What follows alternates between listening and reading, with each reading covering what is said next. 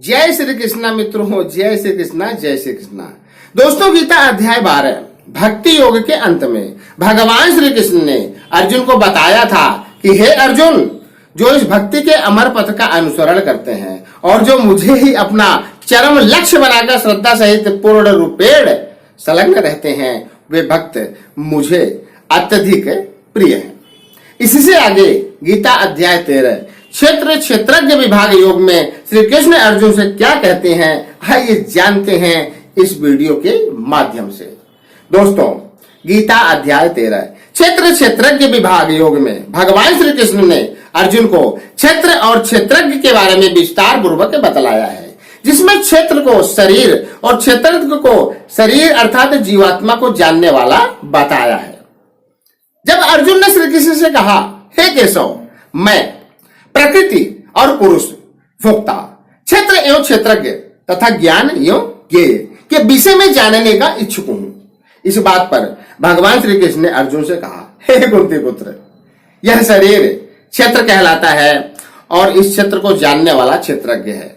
हे भरतवंशी, तुम्हें ज्ञात होना चाहिए कि मैं समस्त शरीरों में ज्ञाता भी हूं और इस शरीर तथा इसके ज्ञाता को जान लेना ज्ञान कहलाता है, ऐसा मेरा मत है। हे अर्जुन, अब तुम मुझसे यह सब संक्षेप में सुनो कि कर्म क्षेत्र क्या है, यह किस प्रकार बना है, इसमें क्या परिवर्तन होते हैं, यह कहां से उत्पन्न होता है, इस कर्म क्षेत्र को जानने वाला कौन है और उसके प्रभाव क्या है। हे पार्थ, विभिन्न वैदिक ग्रंथों में विभिन्न ऋषियों ने कार्यकलापों के क्षेत्र तथा उन कार्यकलापों के ज्ञाता के ज्ञान का वर्णन किया है। इसे विशेष रूप से वेदांत सूत्र में कार्य कारण के समस्त तर्क समेत प्रस्तुत किया गया है। हे धनंजय, पंच महाभूत अहंकार, बुद्धि, अव्यक्त, तीनों गुणों की अप्रकट अव्यवस्था, दसों इंद्रियां तथा मन, पांच इंद्रिय विषय, इच्छा, देश, सुख, दुख, संघात जीवन के लक्षण तथा धैर्य, इन सबको संक्षेप में कर्म का क्षेत्र तथा उसकी अंतः क्रियाएं विकार कहा जाता है। हे अर्जुन, विनम्रता, दंभहीनता, अहिंसा, सहिष्णुता, सरलता, प्रामाणिक गुरु के पास जाना, पवित्रता, स्थिरता, आत्मसंयम, इंद्रिय तृप्ति के विषयों का परित्याग, अहंकार का अभाव, जन्म, मृत्यु, वृद्धावस्था तथा रोग के दोषों की अनुभूति, वैराग्य, संतान, स्त्री, घर तथा अन्य वस्तुओं की ममता से मुक्ति, अच्छी तथा बुरी घटनाओं के प्रति समभाव, मेरे प्रति निरंतर अनन्य भक्ति, एकांत स्थान में रहने की इच्छा, जन समूह से बिलगाव, आत्म साक्षात्कार की महत्ता को स्वीकार करना तथा परम सत्य की दार्शनिक खोज, इन सब को मैं ज्ञान घोषित करता हूं और इनके अतिरिक्त जो भी है वह सब अज्ञान है।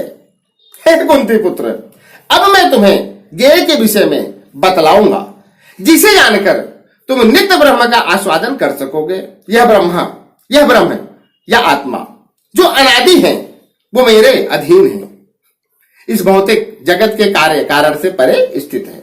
हे अर्जुन, उनके हाथ, पांव, आंखें, सिर तथा मुंह तथा उनके कान सर्वत्र हैं। इस प्रकार परमात्मा सभी वस्तुओं में व्याप्त होकर अवस्थित है। हे महाबाहो, परमात्मा समस्त इंद्रियों के मूल स्रोत हैं, फिर भी वे इंद्रियों से रहित हैं।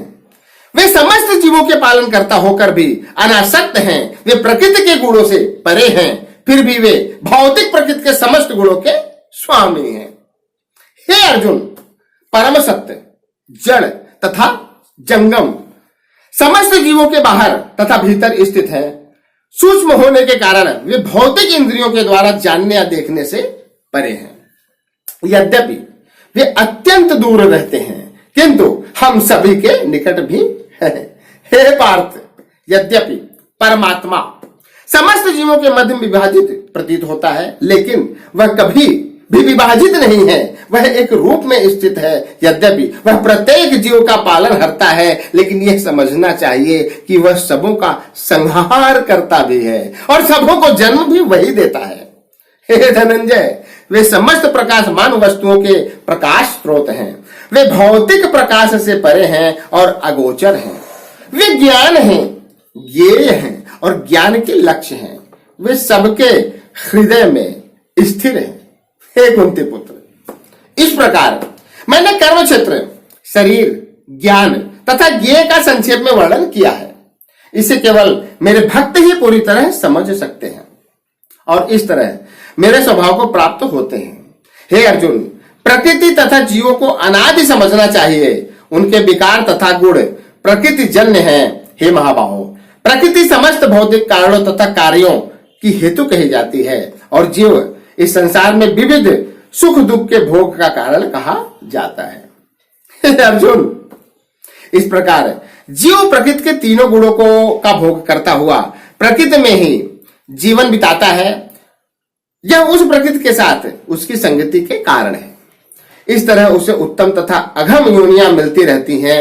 हे पार्थ, तो भी इस शरीर में एक अन्य दिव्य भोक्ता है जो ईश्वर है, परम स्वामी है और साक्षी तथा अनुमति देने वाले के रूप में विद्यमान है और जो परमात्मा कहलाता है।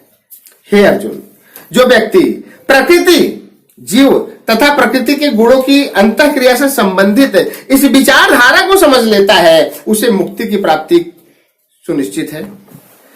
उसकी वर्तमान स्थिति चाहे जैसी भी हो, यहां पर उसका पुनर्जन्म नहीं होगा। हे पार्थ, कुछ लोग परमात्मा को ध्यान के द्वारा अपने भीतर देखते हैं, तो दूसरे लोग ज्ञान के अनुसरण द्वारा, और कुछ ऐसे हैं जो निष्काम कर्मयोग द्वारा देखते हैं।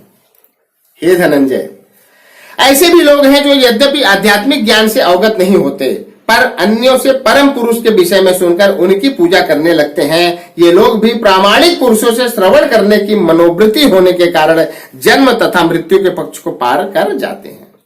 हे भरतवंशियों में श्रेष्ठ, यह जान लो कि चर तथा अचर जो भी तुम्हें अस्तित्व में दिख रहा है, वह कर्म क्षेत्र तथा क्षेत्र के ज्ञाता का संयोग मात्र है। हे कुंती पुत्र, जो परमात्मा को समस्त शरीरों में आत्मा के साथ देखता है और जो यह समझता है कि इस नश्वर शरीर के भीतर न तो आत्मा न ही परमात्मा कभी विनष्ट होता है, वही वास्तव में देखता है। हे अर्जुन, जो व्यक्ति परमात्मा को सर्वत्र तथा प्रत्येक जीव में समान रूप से देखता है, वह अपने मन के द्वारा अपने आप को भ्रष्ट नहीं करता। इस प्रकार वह दिव्य गंतव्य को प्राप्त करता है। हे अर्जुन, जो यह देखता है कि सारे कार्य शरीर द्वारा संपन्न किए जाते हैं, जिसकी उत्पत्ति प्रकृति से हुई है, और जो देखता है कि आत्मा कुछ भी नहीं करता, वही यथार्थ में देखता है। हे पार्थ, जब विवेकवान व्यक्ति विभिन्न भौतिक शरीरों के कारण विभिन्न शरीरों को देखना बंद कर देता है और यह देखता है कि किस प्रकार से जीव सर्वत्र फैले हुए हैं, तो वह ब्रह्म बोध को प्राप्त होता है। हे धनंजय, शाश्वत दृष्टि संपन्न लोग यह देख सकते हैं कि अविनाशी आत्मा दिव्य, शाश्वत तथा गुणों से अतीत है। हे अर्जुन, भौतिक शरीर के साथ संपर्क होते हुए भी आत्मा न तो कुछ करता है और न लिप्त होता है। हे कुंती पुत्र, यद्यपि आकाश सर्वव्यापी है, किंतु अपनी सूक्ष्म प्रकृति के कारण किसी वस्तु से लिप्त नहीं होता। इसी तरह ब्रह्म दृष्टि में स्थित आत्मा शरीर में स्थित रहते हुए भी शरीर से लिप्त नहीं होता। हे भरत पुत्र, जिस प्रकार सूर्य अकेले सारे ब्रह्मांड को प्रकाशित करता है, उसी प्रकार शरीर के भीतर स्थित एक आत्मा सारे शरीर को चेतना से प्रकाशित करता है। हे अर्जुन, जो लोग ज्ञान के चक्षुओं से शरीर तथा शरीर के ज्ञाता के अंतर को देखते हैं और भाव बंधन से मुक्ति की विधि को भी जानते हैं, उन्हें परम लक्ष्य प्राप्त होता है। दोस्तों आशा करता हूं यह वीडियो आपके ज्ञान के भंडार को पहले से और बेहतर बनाएगा, साथ ही साथ आपको बुद्धिजीवियों की श्रेणी में लेकर जाएगा। तो आज के लिए सिर्फ इतना ही। अगले वीडियो गीता अध्याय 14 के साथ हम और आप फिर मिलेंगे। तब तक के लिए जय श्री कृष्णा, जय श्री कृष्णा, जय श्री कृष्णा।